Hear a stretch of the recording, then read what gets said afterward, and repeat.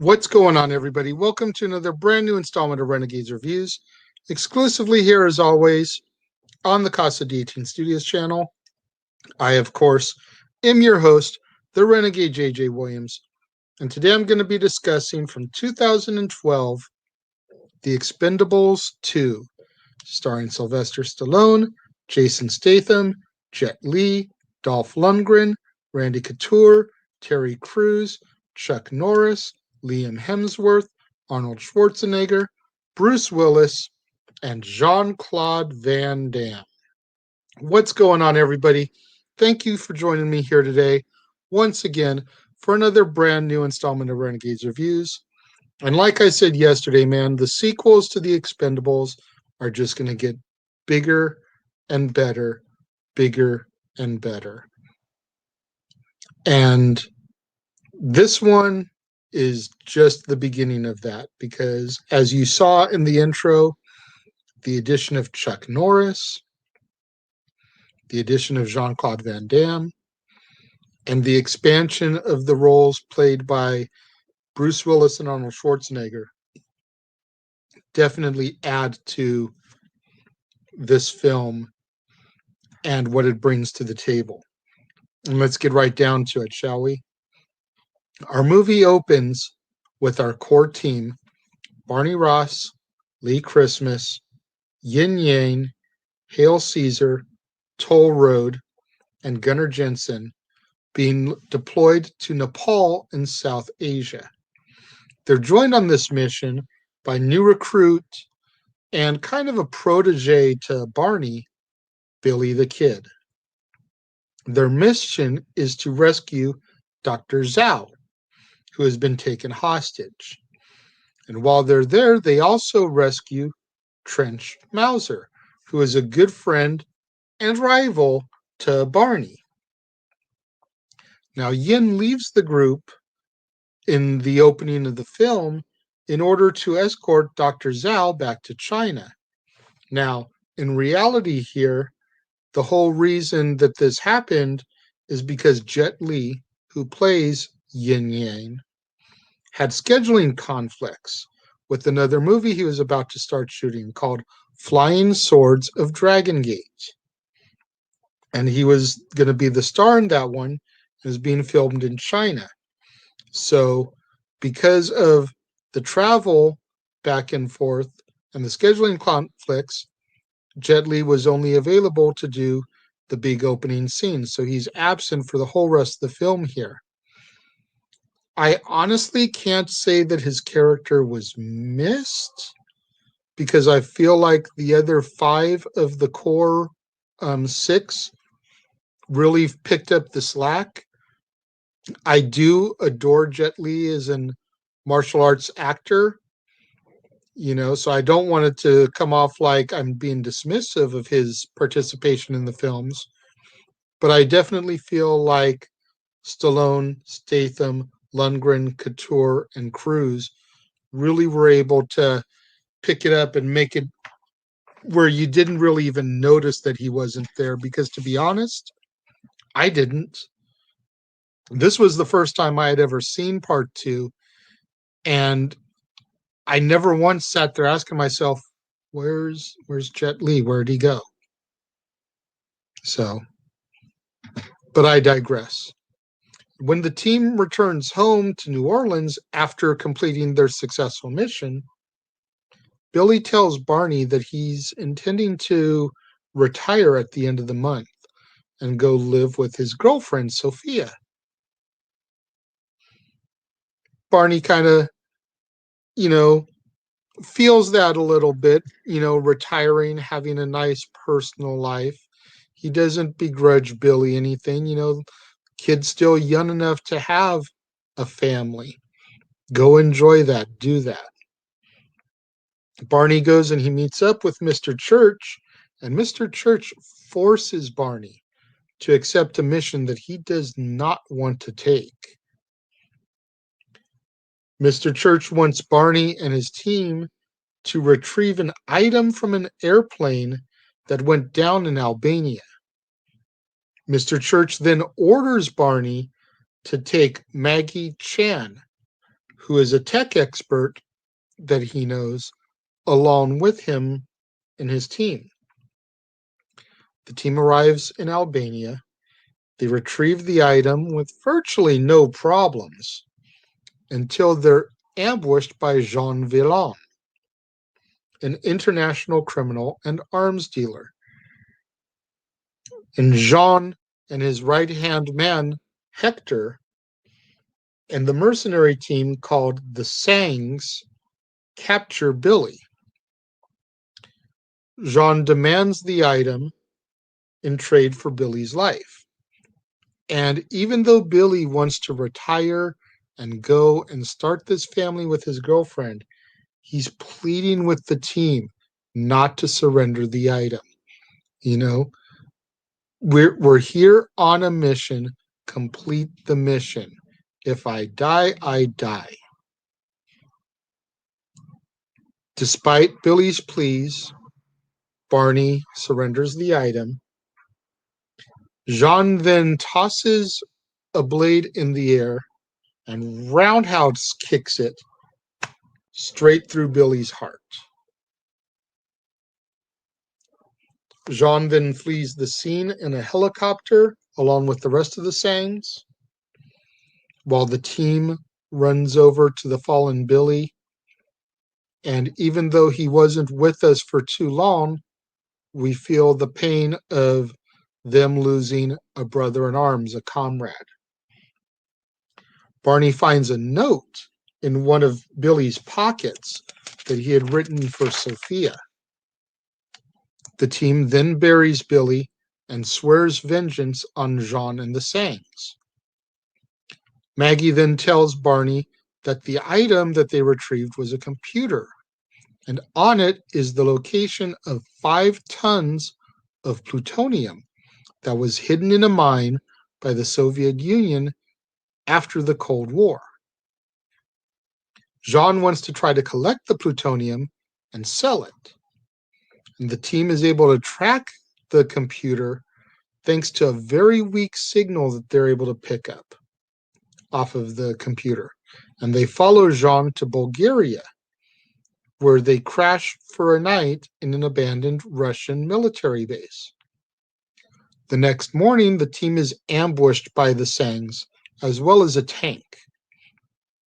However, our team of Expendables doesn't back down. They take out quite a few of the Sangs, but eventually they run out of ammunition.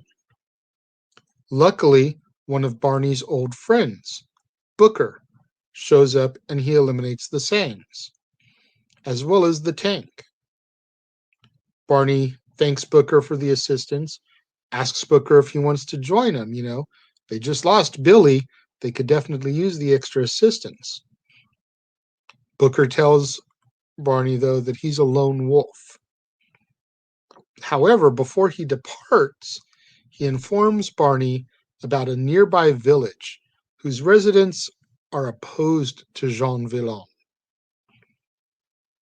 And while all this is going on with Barney and Booker, Jean and Hector find the plutonium and begin to dig it up. When our team arrives at the village, they encounter several female villagers, all armed with guns, attempting to protect their children from Jean's army. Jean usually comes in, collects villagers, and puts them to work as slaves in the mine to dig up the plutonium and whatever else he's trying to find, never to return again. The women ask Barney and his team for help, and the Sangs show up in order to collect more workers, but are ambushed by the Expendables and killed in the process.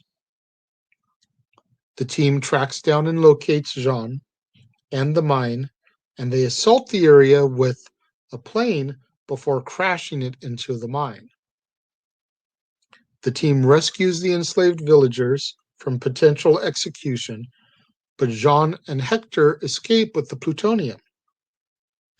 Jean detonates explosives in the mine via remote, and it collapses, trapping the miners as well as the Expendables team. Mr. Church shows up with trench masseur and they free the miners as well as Barney and his team. Trench and Church then join Barney and his men in order to pursue Jean Villain. The group are able to intercept Jean and his men at an airport as they prepare to leave on a jet plane. Don't know when I'll be back again. Booker shows up again with an assist, and he joins Church, Trench, and the Expendables. Lee decapitates Hector in the battle, and Barney and Jean engage in hand-to-hand combat. Barney is able to defeat Jean by stabbing him, avenging Billy's death. Post-battle, Mr. Church gives Barney an old Antonov An-2 biplane. Mr. Church, Trench, Booker, and Maggie all leave the squad, and our team begins its journey home. We then cut to France, where Sophia discovers a box on her doorstep with Billy's, some from the mission, as well as the letter that Barney found in his pockets that he had wrote for her. We then cut back to the team on the plane, and they make a toast to Billy as they fly and make their way back to New Orleans. This one was another really, really fun, really, really good movie. There's a lot going on here. And there's this one, I think, more so than the first one, they really took the time to kind of make fun of themselves. And I'll tell you what I mean.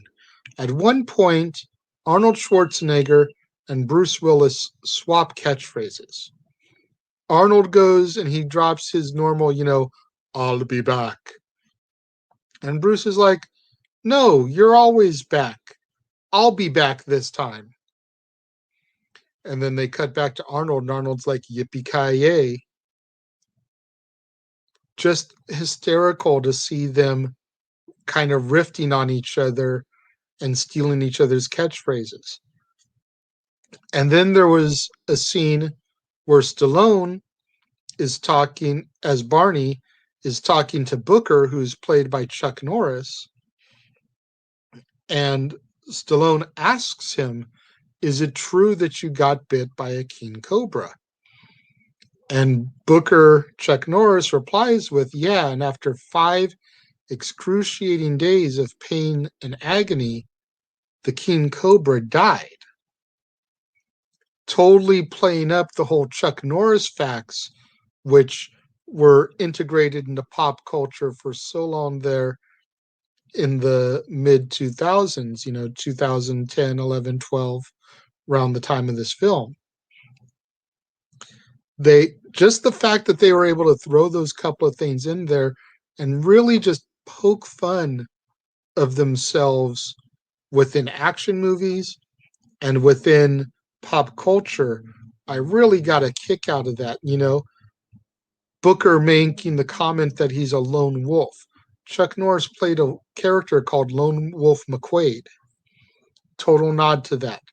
The character of Booker himself is a nod to a character that Chuck Norris played in a 1978 film. Forgive me, I don't remember the name of the film. I didn't jot it down like I did jot down the other stuff. But that in itself is a connection to it. And it's something that they would do again in the third movie, which I'll get into tomorrow. But before we get into that, when it comes to my review for Expendables 2,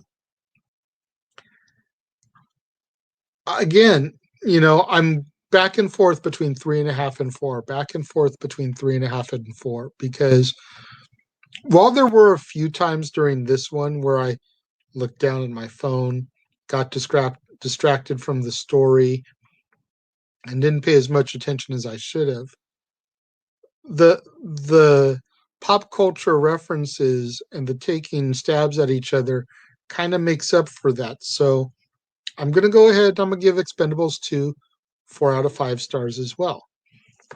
The addition of Jean-Claude Van Damme as the bad guy, Jean Villain, like hello.